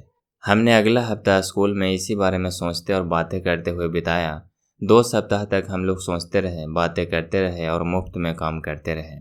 दूसरे शनिवार के आखिर में मैं मिसेज मार्टिन से दोबारा गुड बाय कर रहा था और कॉमिक बुक स्टैंडर्ड को ललचाई नज़र से देख रहा था। हर शनिवार 30 सेंट न मिलने में सबसे दुखद बात यह थी कि मेरे पास कॉमिक्स खरीदने के लिए बिल्कुल भी पैसे नहीं होते थे। अचानक जब मिसेज मार्टिन मुझे और माइक को गुड बाय कर रही थी, मैंने उन्हें एक ऐसा काम करते देखा जो इसके पहले कभी नहीं देखा था। मेरा मतलब है मैंने इसके पहले उन्हें ऐसा करते देखा तो था पर उस पर कभी ध्यान नहीं दिया था। मिसेज मार्टिन ने कॉमिक्स के पहले पेज को आधा काटा और उसे संभाल कर अपने पास रख लिया। बाकी की पुस्तक को उन्होंने एक बड़े से भूरे कोडवर्ड के डिब्बे में डाल दिया। जब मैंने उनसे पूछा कि वे इन कॉमिक्स को क्या करती हैं तो उन्होंने कहा, मैं उन्हें फेंक देती हूँ। जब वह नई कॉमिक्स लाता है तो मैं ऊपर के आधे कवर को क्रेडिट के लिए कॉमिक बुक डिस्ट्रीब्यूटर को दे देती हूँ। वह 1 घंटे में आने ही वाला है। माइक और मैंने 1 घंटे तक इंतजार किया। जल्दी ही वह डिस्ट्रीब्यूटर आया और मैंने उससे पूछा कि क्या हमें कॉमिक्स मिल सकती है। इस पर उसने जवाब दिया, आपको मिल सकती है अगर आप इस स्टोर में काम करते हैं और अगर आप यह वादा करें कि आप उन्हें दोबारा नहीं बेचेंगे। हमारी पार्टनरशिप एक बार फिर कायम हो गई थी। माइक की मम्मी ने बेसमेंट में हमें एक खाली कमरा दे दिया जो उनके किसी काम नहीं आता था। हमने उसकी सफाई करके उसमें सैकड़ों कॉमिक्स जमा कर ली। जल्दी ही हमारी कॉमिक्स लाइब्रेरी लोगों के लिए खोल दी गई। माइक की छोटी बहन को पढ़ने का बहुत शौक था, इसलिए हमने उसे अपना लाइब्रेरियन बना दिया। लाइब्रेरी में आने और कॉमिक्स पढ़ने के लिए वह हर बच्चे से 10 सेंट लेती थी। स्कूल खत्म होने के बाद हर दोपहर 2:30 से 4:30 बजे तक लाइब्रेरी खुलती थी। पड़ोस के बहुत से बच्चे इसके ग्राहक बन गए थे और वे जितनी कॉमिक्स पढ़ना चाहते थे 2 घंटे में पढ़ सकते थे। यह उनके लिए बहुत बढ़िया सौदा था क्योंकि एक कॉमिक्स की कीमत 10 सेंट होती थी और 2 घंटे में वे 5 या 6 कॉमिक्स पढ़ लेते थे। माइक की बहन लौटते समय बच्चों की तलाशी लेती थी और यह देख लेती थी कि वे अपने कपड़ों में कॉमिक्स छुपा कर तो नहीं ले जा रहे हैं। इस बात का रिकॉर्ड भी रखती थी कि हर रोज कितने बच्चे आए, उनका नाम क्या था और उनके सुझाव क्या थे। माइक और मुझे 3 महीने तक हर हफ्ते $9.5 का औसत लाभ हुआ। हमने उसकी बहन को हर हफ्ते $1 का भुगतान किया और उसे मुफ्त में कॉमिक्स पढ़ने का फायदा भी मिला। हालांकि वह कॉमिक्स कभी कभार ही पढ़ते थे क्योंकि वह हमेशा अपनी पढ़ाई में लगी रहती थी। माइक और मैं समझौते के मुताबिक हर शनिवार स्टोर में काम करते रहे। साथ ही हम अलग अलग दुकानों से कॉमिक्स इकट्ठी करते रहे। हमने वादे के मुताबिक कॉमिक्स नहीं बेची। जब कोई कॉमिक्स फट जाती थी तो हम उसे जला देते थे। हमने इसकी एक शाखा खोलने की भी कोशिश की लेकिन हमें माइक की बहन की तरह मेहनती और भरोसेमंद लाइब्रेरियन नहीं मिला। बहुत कम उम्र में ही हमने यह जान लिया था कि अच्छे स्टाफ को खोजना कितना मुश्किल होता है। लाइब्रेरी खुलने के 3 महीने बाद हमारी लाइब्रेरी में एक समस्या आ गई। दूसरे मोहल्ले के कुछ गुंडे अंदर घुस आए और उन्होंने झगड़ना शुरू कर दिया। माइक के डैडी ने सुझाव दिया कि हम अपना यह कारोबार बंद कर दें। तो इस तरह हमारा कॉमिक्स का धंधा बंद हो गया और हमने कन्वीनियंस स्टोर पर हर शनिवार काम करना भी बंद कर दिया। फिर भी अमीर डैडी रोमांचित थे क्योंकि उनके पास ऐसी बहुत सी नई बातें थीं जो वे हमें सिखाना चाहते थे। वे खुश थे क्योंकि हमने उनके पहले सबक को इतनी अच्छी तरह सीख लिया था। हमने यह भी सीख लिया था कि पैसे से अपने लिए काम कैसे करवाया जाता है। स्टोर में नौकरी के बदले में पैसा नहीं मिलता था, इसलिए हमें मजबूरन अपनी कल्पना शक्ति पर जोर डालना पड़ा ताकि हम पैसा कमाने का कोई दूसरा रास्ता ढूंढ सकें। कॉमिक्स लाइब्रेरी हमारा अपना व्यवसाय था। हमारा धन हमारे काबू में था और हम किसी मालिक के मोहताज नहीं थे। इसमें सबसे अच्छी बात यह थी कि हमारे व्यवसाय से हमें तब भी पैसा मिलता था जब हम वहां स्वयं मौजूद नहीं होते थे। उस समय हम पैसे के लिए काम नहीं करते थे बल्कि हमारा पैसा हमारे लिए काम करता था। ज़्यादा तनख्वाह देने के बजाय अमीर डैडी ने हमें इतनी बढ़िया नसीहत दे दी थी।